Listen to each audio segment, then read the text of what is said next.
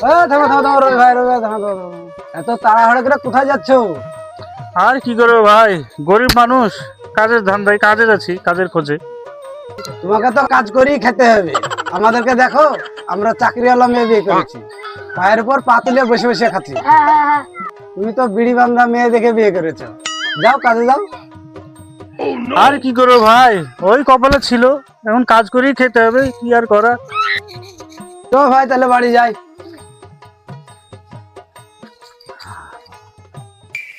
কই গো বাবু রাব্বা, তুমি ওখানে বসে কি করছো? উঠেন না, ঝাড় দিতে হবে না? আজকে আমাকে আর কিছু বলো না গো, আমার মাথায় খুব ব্যথা। আজকে তুমি ঝাড়টা দাও। ঠিক আছে, তাহলে ঝাঁটাটা আমাকে এনে দাও।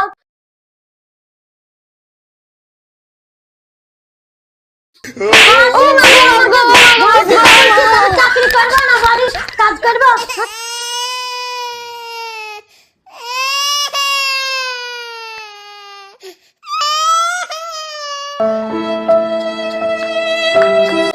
বন্ধু, আমার অবস্থা তো খুব খারাপ।